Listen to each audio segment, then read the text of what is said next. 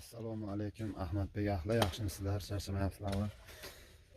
Yangi barpo etilgan Ahmadbek Xonqo'rg'on yo'nalishini bog'lab turuvchi ko'prikda video syomka qilgani keldik. Hozir mana oldingi va keyingi holatini bir sizlarga ko'rsatib o'taman. Qani ketdik. Eski holati mana yangi holatiga qurilishlar boshlandi. Xudo xolasa bugun 20-yanvar 2023-yil ishlar boshlangan davno. Eski holat. Mana Xonqo'rg'on tomon, mana bu tomonimiz Ahmadbek. Ko'priklarimiz mana bitib, mashinalar o'sha o'tishni boshlabdi. Mana zasipga qilib asfaltlar bosilar ekan, mana juda betonkalar qo'yilib.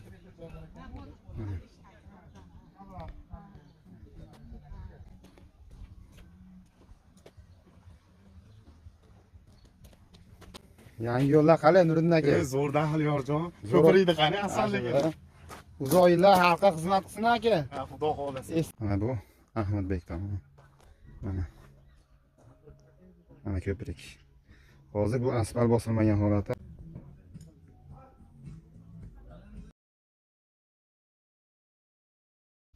Mana do'stlar, bu Ahmadbek yo'nalish tomon. Ahmadbekdan kelaverish. Bu tomon esa mana shunday kelamizda. Bu tomon asfaltlar bosilgan. Bugun mana 10-aprel 2023-yil.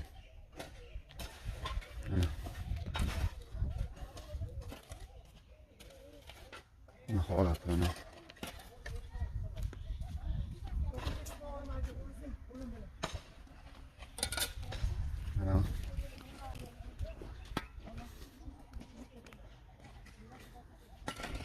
O'sha mashinalar yurib, ertaga xudo xolasa ochilish marosimi bo'lib, topshirilishiga tayyorgarlik ko'rilyapti. Mana bunaqa temirlar qo'yilibdi mana.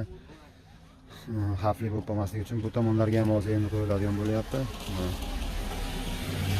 Mashinalarimiz mana bemalol o'tib, o'sha xizmat qilishni boshladi mana. Bu tomon Xonqo'rg'on tomon. Mana do'stlar. Ko'prik shu holatga keldi mana. Mustahkam bo'ldi. Mana hozir endi sizlarga pastki tomonlardan ham mustahkamlik darajasini ko'rsatib beraman.